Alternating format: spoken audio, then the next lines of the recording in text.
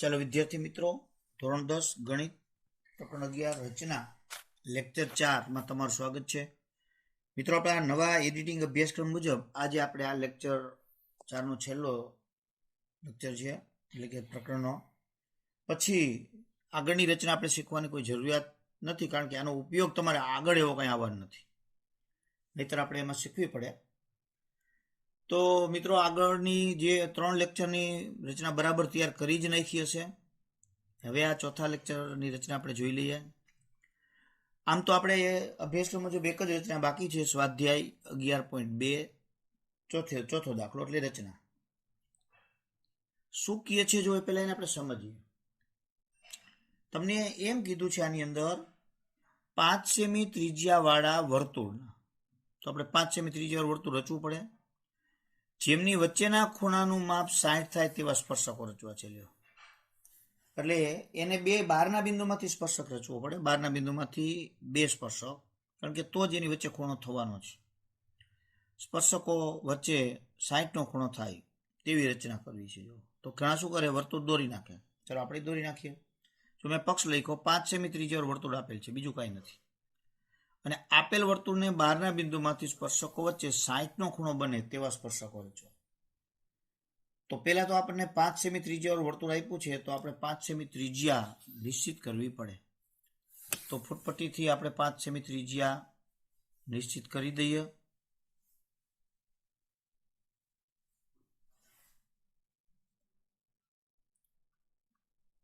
હવે આપણે બહારના બિંદુમાંથી સ્પર્શક રચવો છે, એના માટે વર્તુળ જોશે. તો અહીંયા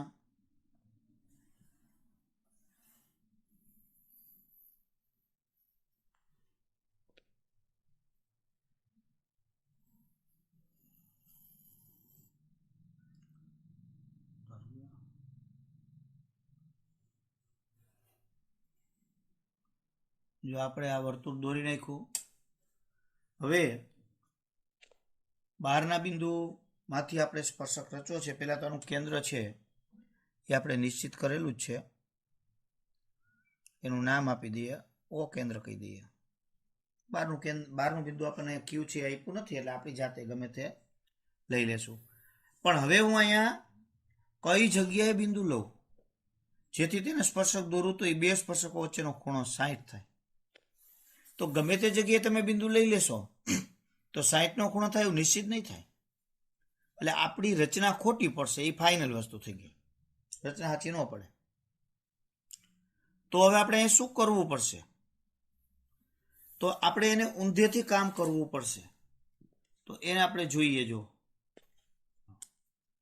તો મિત્રો, એના માટે આપણે અહીંયા જુઓ, એટલે હું તમને થોડુંક સમજાવું. આપણે વર્તુળની અંદર શીખી ગયા, આ વર્તુળ છે, એના બે સ્પર્શકો છે અને બહારના બિંદુમાં છેદે છે. માનો કાંઈ પી બિંદુમાં છેદે છે, બરાબર. અહીંયા કેન્દ્ર ઓ છે. તો આપણે જાણીએ છીએ કે સ્પર્શ બિંદુએ દોરેલી ત્રિજ્યા સ્પર્શકને લંબ હોય, એટલે અહીંયા બંને ખૂણા 90 ના થાય. હવે આ ચતુષ્કોણ થઈ ગયો, જો ઓ એ પીબી. તો ચતુષ્કોણ છે, એના ચારે ખૂણા સરવાળો 360 આપણે જાણીએ છીએ, આપણે દાખલા પણ ગણ્યા છે.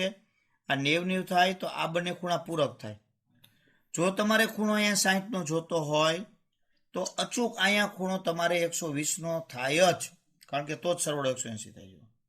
જો અહીંયા 90 હોત તો અહીંયા 90 હોત, અહીંયા 120 હોત તો અહીંયા 60.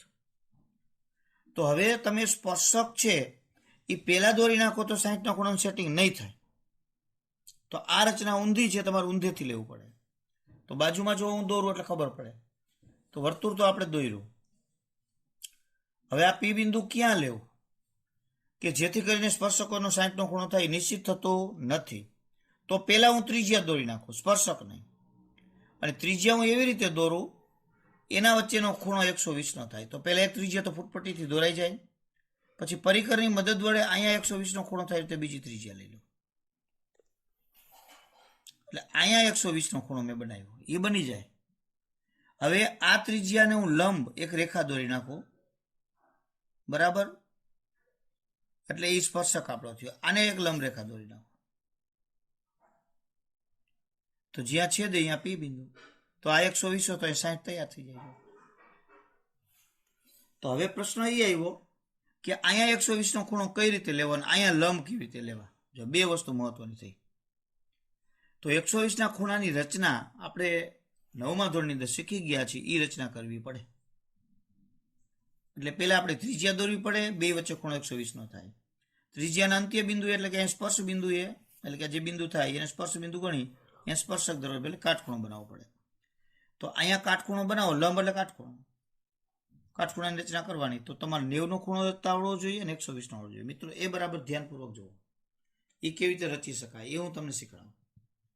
તો પહેલા તો કોઈ પણ ખૂણા રચવા હોય તો તમારી પાસે એક કિરણ હોવું જરૂરી છે, કોઈ પણ એક કિરણ. ચાલો કિરણ થઈ ગયું. આ શિરોબિંદુ આપણે ગણશું ખૂણાનું. કિરણનું ઉદ્ભવ બિંદુ છે એ ખૂણાનું શિરોબિંદુ થશે. તો અહીંયા મારે ખૂણા રચવા છે. મિત્રો ખૂણાની રચના આપણને 9મા ધોરણની અંદર ખૂબ જ સારી રીતે આવી ગઈ, આવડતી જ હોય. તો પહેલાં જો જે ખૂણાએ જ્યાં ખૂણો રચવો છે, મીન્સ કે કિરણનો ઉદ્ભવ બિંદુ છે, ખૂણાનું શિરોબિંદુ છે, ત્યાં આ પરિકરનો પોઈન્ટ રાખવાનો. હવે અહીંયા તમારે યોગ્ય ત્રિજ્યા લઈને ચાપ રચવાની, આવી રીતે મોટી જો, બરાબર, જેટલી જરૂરિયાત હોય એટલી. 90નો ખૂણો હોય, 120નો ખૂણો હોય તો મોટી ચાપ આવે. ચાલો આ ના ત્રિજ્યા જ રાખવાની છે. તો હવે આપણે આ ત્રિજ્યા રચી એના જ ત્રિજ્યા રાખવાની, એમાં કોઈ ફેરફાર કરવાનો થતો નથી. હવે આ કિરણને આ ચાપ જ્યાં છેદી છે, જો આ કિરણને આ ચાપે જ્યાં છેદી છે, મીન્સ કે અહીંયા જો, બરાબર. તો એને કેન્દ્ર બનાવી અને ચાપ મારો તો આ બે ચાપ જ્યાં છેદે અહીંયા 60નો ખૂણો તૈયાર. એટલે કેવી રીતે 60નો? આપણે અહીંયા દોરવાની જરૂર નથી, પણ આપણને ખબર પડી જવી જોઈએ કે આમ આપણે દોરીએ એટલે 60નો થાય. જરૂર પડે તો દોરવો, પણ નકર રચનામાં ઝાઝા લીટા લાગે તો બહુ દોરવાની જરૂરિયાત નથી. એટલે આપણે ખૂણા તો એક દોરતા આવડવો જોઈએ. આ 60. હવે એના જ ત્રિજ્યા છે, એના ત્રિજ્યાને 60 થી આગળ જાઓ તો બીજા 60 ઉમેરાય, એટલે આખો ખૂણો 120નો થઈ ગયો. ટૂંકમાં 60 અને 60 એટલે 120. એટલે અહીંયા તમે ગણો તો આ જે કિરણ અને આ કિરણ, ટૂંકમાં આ બે કિરણો વચ્ચેનો ખૂણો, એટલે આ 60 ને 60 બે ભેગા થઈને 120 થયા. હવે તમારે આ હવે ગમે ત્યારે આપણને 60 અને 120ના ખૂણા તો રચતા આવડે છે. હવે તમારે 90નો ખૂણો લેવો હોય તો 60ના ખૂણા અને 120ના ખૂણાની વચ્ચે કોણ દ્વિભાજક દોરવો પડે. તો કોણ દ્વિભાજક માટે ત્રિજ્યા તમે નાની મોટી કરી શકો, તમારી જરૂરિયાત, બરાબર. એની કંઈ હવે ફરી નવેસરથી ચાલુ થયું. તો જો 120ના ખૂણાને અહીંયા ચાપ છે એને કેન્દ્ર બનાવી અને ચાપ મારો, બરાબર. અને 60ને જો વળી એના ત્રિજ્યા રાખવાની, હવે બદલવાની નહીં. 60ને કેન્દ્ર બનાવીને એ ચાપ મારો, તો જે બે ચાપ છેદે છે અહીંયા અહીંયા અને આ શિરોબિંદુ સાથે જોડી દો તો 90નો ખૂણો તૈયાર. ટૂંકમાં 90નો થયો. આ 60નો હતો અહીં સુધીનો, અહીંયા લગીનો ઠેક સુધી લ્યો તો 120નો થાય. પછી આટલો 60નો જ થાય, પણ તો આ બે કિરણો વચ્ચેનો વચ્ચે દોરી નાખો તો આ 90નો થઈ ગયો. હવે 30નો લેવો હોય તો આ 0નું આ પહેલું મૂળ કિરણ અને 60 એની વચ્ચે એનો કોણ દ્વિભાજક 30 થાય.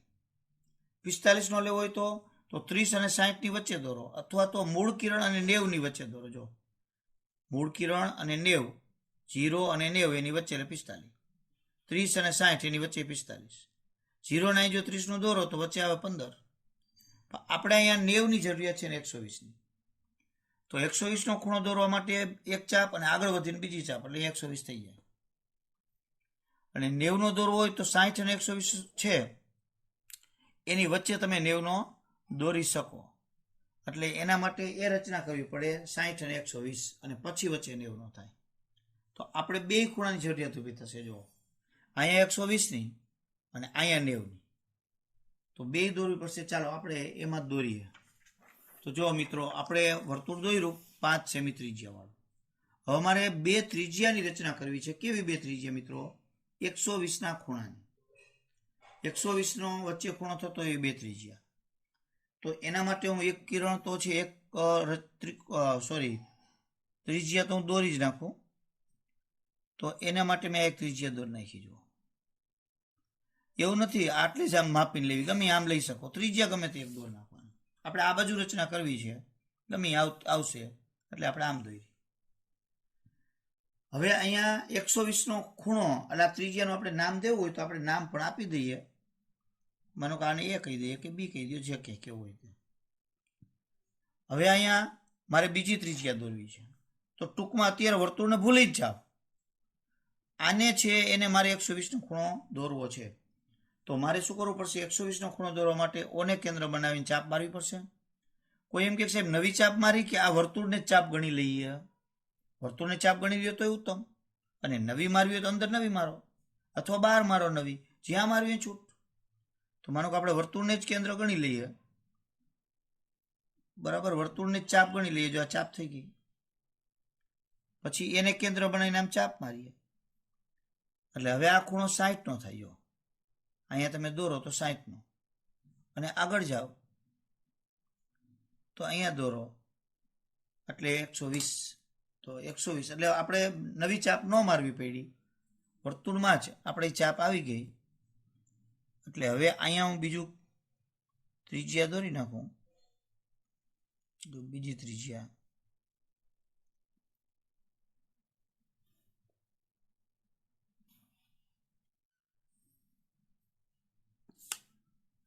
એટલે અહીંયા આપણે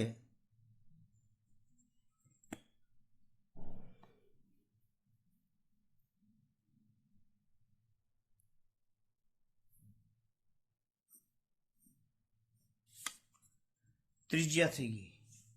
ખૂણો અહીંયા 120 નો થઈ ગયો. આ ખૂણો 120 આપણે લખી નાખીએ. આ ચાપ વર્તુળ, પછી આને કેન્દ્ર બની એટલી ત્રિજ્યાથી ચાપ, અને આગળ જાઓ એટલે અહીંયા લગીનો 60 નો થાય, બીજો 60 એટલે 120 તૈયાર. હવે મારે એ બિંદુ અને અહીંયા આપણે નામ આપી દઈએ એ બિંદુ. તો એ બિંદુ યા ત્રિજ્યાને મારે લંબ દોરવું એટલે સ્પર્શક તૈયાર થાય. તો લંબ દોરવા માટે 90 ખૂણાની રચના. તો 90 ખૂણાની રચના માટે આપણે એને કેન્દ્ર બનાવી. જો હવે અહીંયા મારે 90 નો ખૂણો રચવો છે આ બાજુ, કારણ કે આ બાજુ કિરણ તૈયાર છે. તો આને કેન્દ્ર બનાવી અને ચાપ મારું.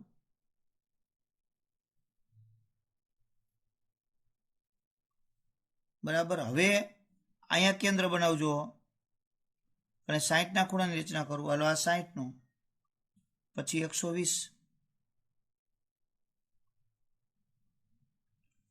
આપણને એમ થાય ચાપ નાની પડે છે તો સેજ વધારી દેવાની, બહુ કંઈ આપણને દેખાય તો ચાલે. જો એટલે આ 60 અને આ 120.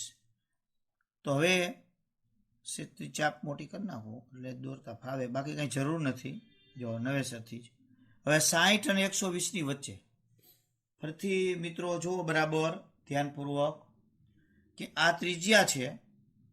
આ ખૂણે મારે 90 નો ખૂણો રચવો છે. તો મેં આને કેન્દ્ર બનાવીને ચાપ મારી. એ જ ત્રિજ્યાથી ફેરફાર કર્યા વિના આને કેન્દ્ર બનાવીને ચાપ મારી એટલે 60 નો ખૂણો થયો. પછી આને કેન્દ્ર બનાવીને આગળ ચાપ મારી એટલે 120 નો થયો. એટલે જો અહીંયા હું દોરું તો 60 અને આ 120. આપણે દોરવાની જરૂરિયાત નથી. આને હવે કેન્દ્ર બનાવું એટલે 60 નું મારે 60 અને 120 નો કોણ દ્વિભાજક રચવો છે. જો 60 ને કેન્દ્ર બનાવીને ચાપ મારી અને 120 ને કેન્દ્ર બનાવીને ચાપ મારી. બે વચ્ચે હું અહીંયા 90 નો ખૂણો રચી નાખું એટલે એ સ્પર્શક થાય. કારણ કે ત્રિજ્યાના અંત્ય બિંદુએ તમે કોઈ પણ રેખા દોરો કાટખૂણે તો એ સ્પર્શક જ કહેવાય. એટલે આ સ્પર્શક થઈ ગયો. આ બાજુ કદાચ તમે એમ કહ્યું નથી લંબાવો, તો આપણે એક રચનામાં લંબાવતા નથી તો એની જરૂરિયાત નથી.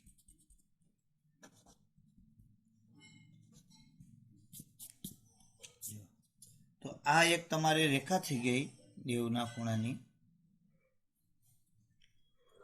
એને આપણે એલ નામ આપી દઈએ. હવે બી બિંદુએ એવી જ રીતે કાટખૂણાની રચના કરવી છે. આ બી બિંદુએ આમ ન ફાવે તો પાનું ફેરવી નાખવાનું, પણ આ બાજુ રચના કરવી છે, એટલે ટૂંકો આમ રેખા. તો બીને કેન્દ્ર બનાવવાનું.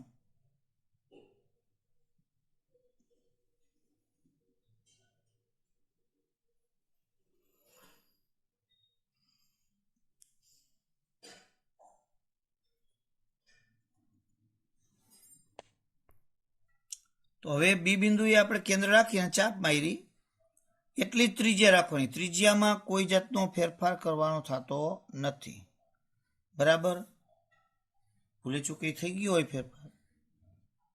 હવે એના જ ત્રિજ્યા રાખી, અને જો આ આપણી ત્રિજ્યા છે, અહીંયા જો અહીંયા ત્રિજ્યા, એને કેન્દ્ર બનાવીને ચાપ મારી એટલે 60નો ખૂણો થાય. પછી આગળ જાઓ, 60 જ્યાં અહીંયા છેદ આવ્યો છે બે ચાપનો, એને કેન્દ્ર બનાવીને આગળ મારો એટલે 120. હવે એના ત્રિજ્યા રાખવો હતો તો બદલો, તો હવે કોઈ વાંધો નથી. બરાબર?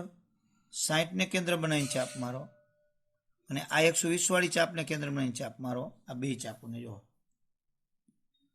અને એ બે માટે ત્રિજ્યા સરખી જ રાખવાની. અને હવે તમે એ જે આપણે આ 90નો ખૂણો મળ્યો છે અહીંયા, આ છેદબિંદુ અને બી, એ બેમાંથી જોડતી એક રેખા દોરી નાખો. એટલે એને આપણે નામ આપી દઈએ એમ રેખા, અને જે છેદે છે અહીંયા બિંદુ આપી દો પી. તો અહીંયા તમારે આ ખૂણો છે એ 60નો તૈયાર થઈ જાય. કારણ કે આ બેનો સરવાળો 180 થાય. ફરીથી સાંભળી લ્યો. વર્તુળ દોરવાનું, ત્રિજ્યા 1 લેવાની, પછી એ ત્રિજ્યા સાથે 120નો ખૂણો થાય તે રચવાનો છે. એના માટે આપણે અહીંયા એ બિંદુએ આ જે વર્તુળની ત્રિજ્યા હતી એટલી જ ત્રિજ્યા રાખીને એને કેન્દ્ર બનાવીને ચાપ મારો એટલે 60નો થાય. વળી આગળ આને કેન્દ્ર બનાવીને ચાપ મારો એટલે 120નો થાય. જો કેન્દ્ર બદલતા જવાને એ પછી આ ચાપ પાસે કેન્દ્રના અહીંયા, એટલે અહીંયા તો આપણે બે ત્રિજ્યા મળી જાય. હવે એ ત્રિજ્યાએ લંબ રચવા છે, તો અહીંયા આ કિરણ સાથે લંબ રચવાની. હવે તો એને કેન્દ્ર બનાવીને ચાપ મારવાની એના ત્રિજ્યાથી. અહીંયા છેદબિંદુ એ પછી એને કેન્દ્ર બનાવીને ચાપ મારો એટલે 60નો ખૂણો. 60 વાળાને કેન્દ્ર બનાવીને આગળ મારો એટલે 120. હવે 60 અને 120ને કોણ દ્વિભાજક રચવો છે અને વચ્ચેથી બિંદુ, તો એ બેયને કેન્દ્ર બનાવી, વારા ફરતી કેન્દ્ર બનાવી અને યોગ્ય ત્રિજ્યા લઈને ચાપ મારી દેવાની. અને એ છેદબિંદુ આવ્યું ચાપનું, એટલે બે ચાપ છેદે તે, અને એને જોડી દો એટલે એક રેખા તૈયાર, એ સ્પર્શક થઈ ગયો. એવી જ રીતે બી પાસે એટલે બે સ્પર્શકો છે, અહીંયા છેદે, અહીંયા 60નો ખૂણો જ થાય, 120નો થાય. માપવાની જરૂરિયાત નથી, કદાચ 59 થયો કે 58 થયો કે 61 થયો, એ 60નો જ આપણે ગણવાનો થાય. તો હવે આપણે રચનાના મુદ્દા લખવા હોય તો મુદ્દાઓ છે એ આપણે જે કામ કર્યું છે એને યોગ્ય રીતે વર્ણન કરો એટલે એ મુદ્દા કહેવાય. તો એ મુદ્દામાં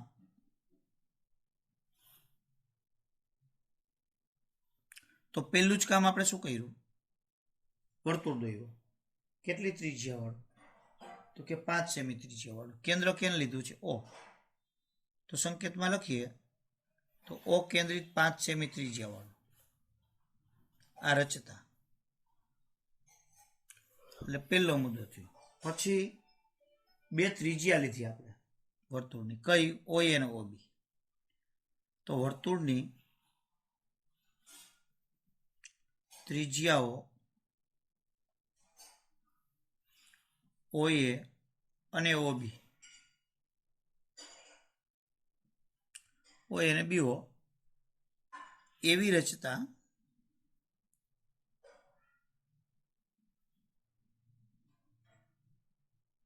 કે જેમાં ખૂણો AOB 120 થાય.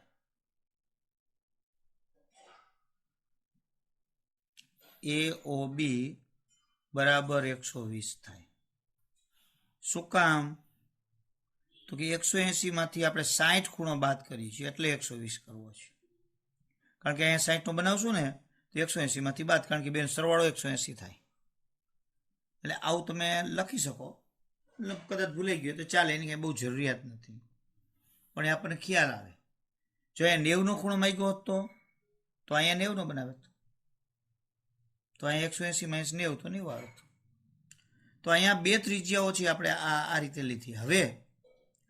હવે આપણે અહીંયા આ ત્રિજ્યાઓ થઈ ગઈ. હવે એ બિંદુએ OA ને લંબ રેખા રચવી છે એટલે આપણે લખવાનું બિંદુ એ માંથી OA ને લંબ રેખા L રચતા. હવે તમે કઈ રીતે રચી છે, 90 નો ખૂણો બનાવ્યો, 60 120 વચ્ચે 90 બનાવ્યો કે આ તે, એ કાંઈ જરૂર નથી, એ 9માં આવી ગયું.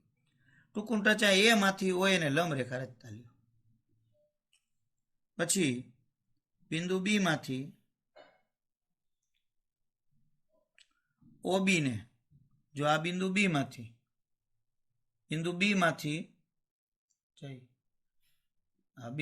માંથી અહીંયા લંબ રેખા રચતા. તો બિંદુ બી માંથી OB ને લંબ રેખા M રચતા. એટલે આપણે આ રેખા L અને આ રેખા M એ બંને કયા બિંદુમાંથી રચી છે, તો એક A માંથી પસાર થતા, બીજું B માંથી, અને એને લંબ કેને રચી એ લખવાનું છે. છેલ્લે રેખા L અને M જ્યાં છેદે ત્યાં P બિંદુ લેતા. લ્યો પૂરું થઈ ગયું. હવે છેલ્લે જવાબ જ લખવાનું રહીએ. આમ અહીંયા બે સ્પર્શક થયા કયો, AP અને PB. AP અને PB એ બે સ્પર્શકો વચ્ચેનો ખૂણો 60 થાય છે.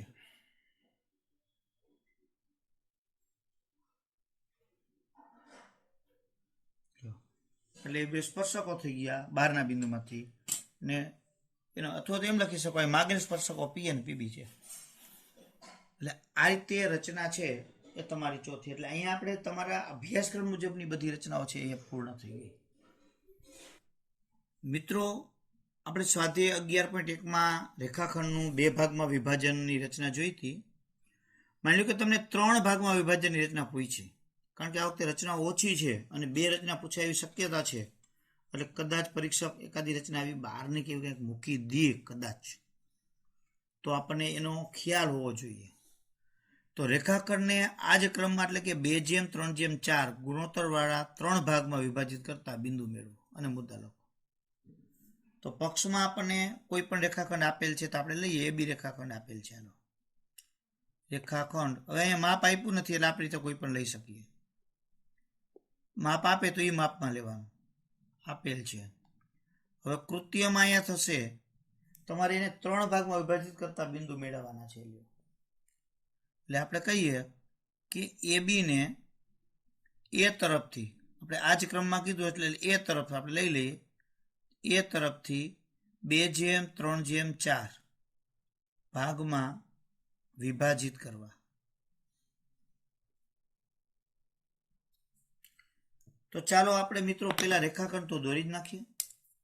કેવડા માપનો દોરવો છે એ તમારી મરજી, અહીં માપ બાપ લેવાની જરૂરિયાત નથી, કાંઈ કીધું છે નહીં, એટલે એમનામ જ દોરી નાખવાનું. એટલે દોરાઈ ગયું. એનું નામ આપી દઈએ AB. હવે અહીંયા પ્રોબ્લેમ એ થાય છે મિત્રો કે 3 ટુકડા કરવાના છે 2:3:4. આપણે 2 હતા ટુકડા 5:3 તો કરી નાખતા, આમ 5 ને આમ 3, 2 કિરણો દોરીને. તો અહીંયા કેવી રીતે કરવાનું? તો અહીંયા તમારે પહેલા તો તમારે 2 સમાંતર કિરણો તો રચવા જ પડે, બરાબર? સમાંતર કિરણો આપણે રચી નાખીએ. જુઓ અહીંયા કિરણ મોટું જશે. હવે એને સમાંતર કિરણ રચવું છે. તો મેં તમને કીધું હતું કે સમાંતર કિરણની રચના ખરેખર કરવાની હોય, પણ એને ડાયરેક્ટ જ આપણી ચોપડીની અંદર સ્વીકારી લીધું છે. એટલે આમ લેતું જવાનું, એટલે એને સમાંતર કિરણ અહીં આવી જાય, જેથી કરી અહીંયા ખૂણો ને અહીંયા ખૂણો સરખો બને. જો સમાંતર જ રહેવા જોઈએ, દેખાવમાં આપણને સેજ પણ ફેરફાર લાગતો હોય તો એને સમાંતર. જો આમ જ ખસેડશો તો જ તમને સમાંતર આવશે. કેટલાય શું કરે, અહીંયા આમ રાખે ને પછી આમ દોરે તો સમાંતર કેટલી વાર આપણને ન ખબર પડે. જો આમ ટૂંકું હોય તો હાલે, વાંધો ન આવે કે આ જગ્યા જેટલી જ આ જગ્યા છે તો અહીંયાથી આપણે આમ દોરી નાખીએ જો તો પણ સમાંતર થઈ જાય. હાલો આ બે સમાંતર કિરણો થઈ ગયા જો. આને એક્સ નામ આપી દઈએ અને આને બીવાય આપી દઈએ. હવે મિત્રો ઉપર કેટલા ટુકડા કરવા, નીચે કેટલા ટુકડા કરવા, તો 3માં કેવી રીતે નક્કી કરવું? 5/7 હોય તો અહીંયા 5 ને 7 થઈ જાય. 3 વિભાજન હોય એટલે 2 થી વધુ ત્યારે જેટલા ગુણોત્તર થયા, જો આ 2, 3 અને 4 એ બધાનો ટોટલ મારવાનો સરવાળો. તો 2 ને 3 5, 5 ને 4 9, 9 થયા. તો તમારે દરેક કિરણ ઉપર 9 ભાગ લેવા પડશે, દરેક કિરણ ઉપર 9. એટલે ત્રિજ્યા તમારે થોડીક નાની રાખવી પડશે, નકર 9 નહીં સમાય. એટલે 9 ભાગ તમારે અહીંયા લેવા પડે. એટલે આપણે એમ થાય કે હા 9 આ ટોટલ મારવાનું, જેટલા થાય એટલા એના અહીંયા બિંદુ લેવાના. જો 1, 2, 3, 4, 5, 6, 7, 8. તો એ 9 નો સમાણા તો મોટું કિરણ કરવાનું. ભાગ નાના કરવા પ્રયત્ન નહીં કરવાનો, પછી ભૂસવાનું નહીં એટલું બધું. કિરણ મોટું થઈ જાય પણ ભાગ છે એ ભૂસશો તો તમારે જાજુ છેકછાક થશે.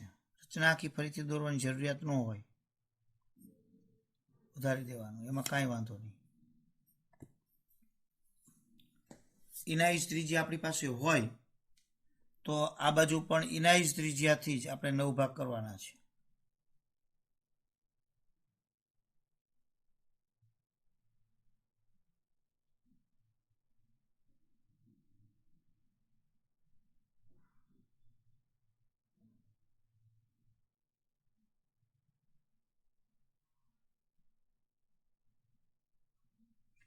જો 1, 2, 3, 4, 5, 6 અને 7.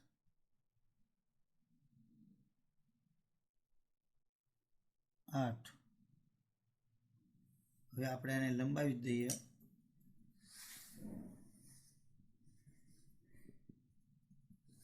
એટલે વધુ ભાગ હોય ત્યારે થોડાક ભાગ નાના રાખવા, અથવા તો ત્રિજ્યા તમારે જે કિરણ છે એને મોટું દોરવું પડે.